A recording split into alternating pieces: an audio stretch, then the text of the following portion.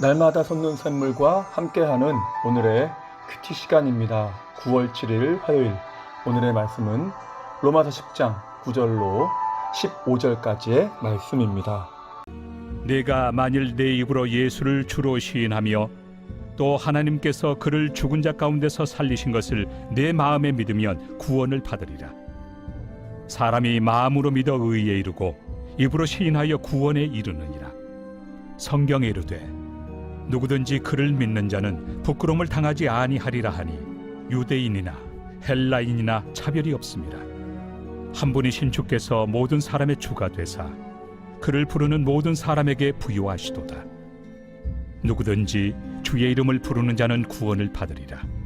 그런즉 그들이 믿지 아니하는 일을 어찌 부르리요? 듣지도 못한 일을 어찌 믿으리요?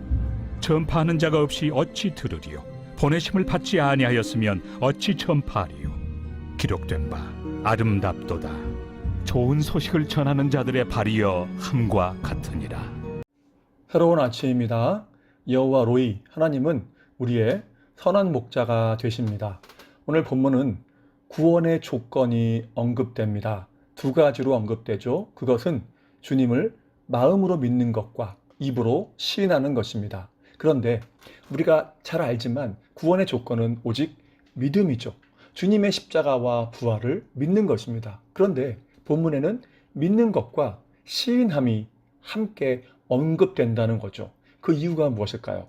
자, 그것은 입으로 시인하는 것이 믿음의 표현이기 때문입니다. 입으로 시인한다는 것은 그것이 믿음의 결과라는 것이죠. 그래서 고린도전서 12장 3절에는 성령으로 아니하고는 예수를 추시할 수 없다고 합니다. 여기서 예수를 자신의 주인으로 고백한다는 것, 시인하는 것은 그 사람이 성령의 역사로 구원받은 자임을 증명한다는 것이죠. 그가 믿음이 있다는 것입니다. 결국 입으로 한 고백이 마음으로 믿은 것과 깊은 연관이 있으며 그것은 결국 그 시인함이 믿음의 결과임을 잘 말해준다는 것입니다. 여러분, 이 로마서가 기록된 것은 네로 통치 때인 AD 57년에서 58년경입니다. 그리고 본문에서 주를 퀴리오스라고 하는데 주인이라는 뜻이죠. 그런데 이 퀴리오스라는 말은 주로 로마 황제에게 쓰던 호칭이었습니다. 그럼에도 예수 그리스도를 퀴리오스, 곧 나의 주인이라고 부른다면 로마와 황제에 대한 배신으로 낙인 찍혀서 사회적, 경제적 삶이 불가능할 뿐만 아니라 수많은 박해를 당하게 되고 죽임을 당하기도 했던 것입니다. 이렇게 주님을 시인한다는 것은 그냥 입으로 고백하는 차원이 아니라 입으로 주님을 시인할 때 다가올 손해와 박해와 위험을 인지하고도 알고도 그것을 했음을 말한다는 거죠. 특별히 요한계시록이 쓰여졌던 주 90년대에는 도미티아누스 황제가 집권하면서 황제 숭배와 크리스천에 대한 박해가 극에 달했을 때였습니다. 황제를 주인으로 숭배하면 살 수 있을 뿐만 아니라 모든 것을 누릴 수가 있었죠. 그러나 성도들은 타협하지 않았습니다.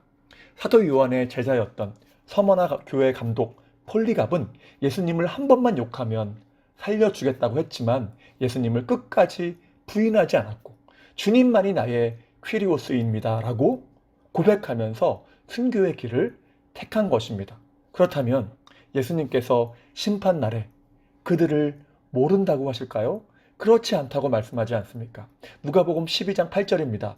누구든지 사람 앞에서 나를 시인하면 인자도 하나님의 사자들 앞에서 그를 시인할 것이다.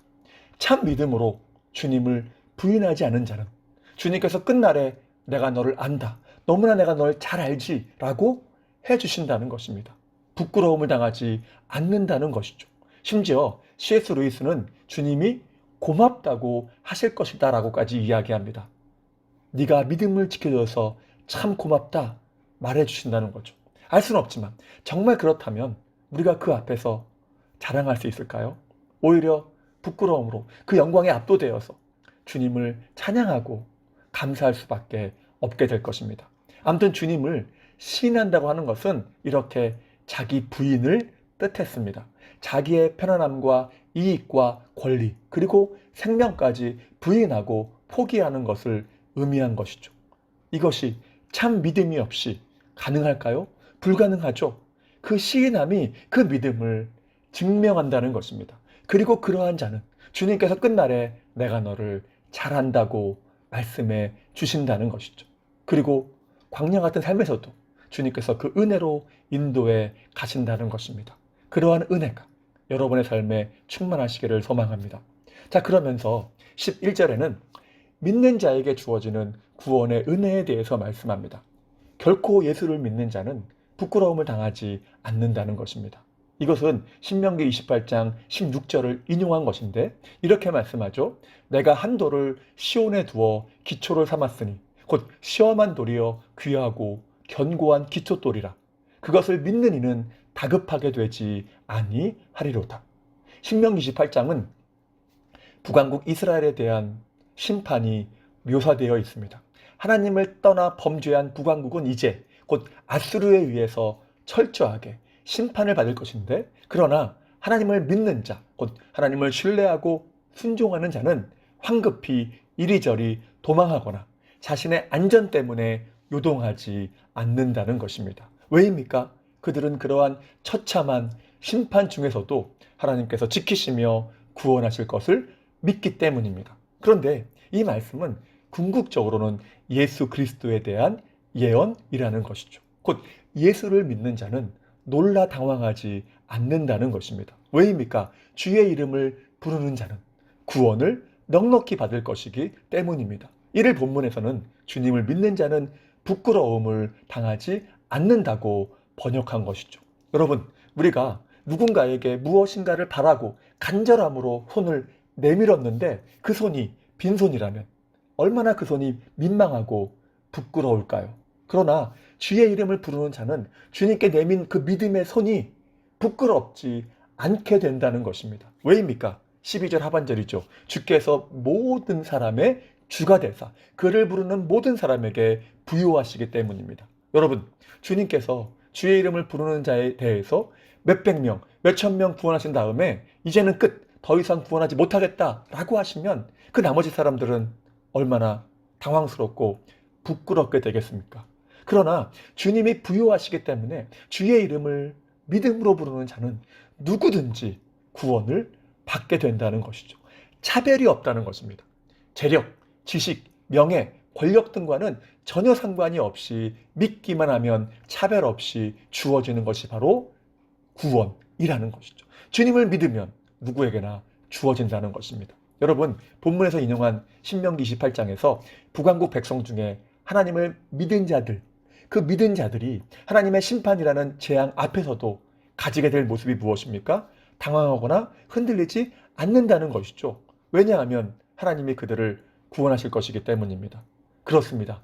그처럼 하나님은 예수 그리스도를 믿고 자신의 주인으로 시인하는 자는 누구든지 구원하십니다. 그 구원의 은혜는 풍성하며 완전한 것이죠. 그리고 그렇게 구원을 받은 자에게 나타나는 것이 무엇이라는 것입니까? 삶에서 고난과 어려움도 있지만 흔들리거나 두려워하지 않는다는 것입니다. 왜냐하면 내가 구원을 받았다면 또한 구원하신 주님이 끝까지 지키실 것을 믿기 때문이죠. 우리가 살면서 무기력함에 빠질 때가 얼마나 많습니까? 이 무기력이라는 말이 영어로 helplessness이죠. 도움이 없는 상태입니다. 우리가 그럴 때가 있지 않습니까? 전혀 내 편이 없는 것 같고 나를 도와줄 사람이 아무도 없는 것처럼 느껴질 때가 많이 있죠. 그때 사람은 낙심하고 무기력함에 빠지기 쉬운 것입니다.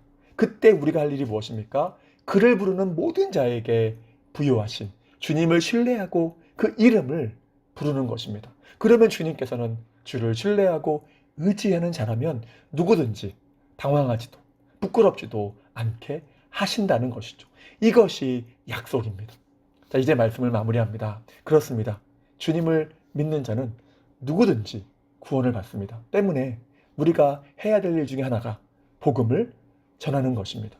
물론 우리는 구원받을 자가 예정되어 있음을 믿습니다. 하지만 그럼에도 우리가 복음을 전해야 하는 것은 그것이 주님의 명령이며 또한 누가 구원을 받을지 전혀 모르기 때문입니다. 믿음은 들음에서 나고 들음은 그리스도의 말씀으로 말미암는데 전하는 자가 없어서 듣지 못한다면 어떻게 주님을 사람들이 믿겠습니까? 그러므로 우리가 힘을 다해서 복음을 전하기를 소망하고 또 우리가 믿음으로 구원을 받았으니까 이제는 주의 이름을 날마다 간절하게 믿음으로 부름으로써 주님께서 인도해 주심으로 우리를 어떻게 부끄럽지 않게 하시는지 경험하시는 복된 삶 되시기를 주님의 이름으로 축복합니다. 자, 그러면 다 같이 주기도문 하시고 주신 말씀 붙잡고 간절하게 기도하며 나아가도록 하겠습니다. 하늘에 계신 우리 아버지, 아버지의 이름을 거룩하게 하시며 아버지의 나라가 오게 하시며 아버지의 뜻이 하늘에서와 같이 땅에서도 이루어지게 하소서. 오늘 우리에게 일용할 양식을 주시고 우리가 우리에게 잘못한 사람을 용서하여 준 것 같이 우리 죄를 용서하여 주시고 우리를 시험에 빠지지 않게 하시고 악에서 구하소서. 나라와 권능과 영광이 영원히 아버지의 것입니다. 아멘.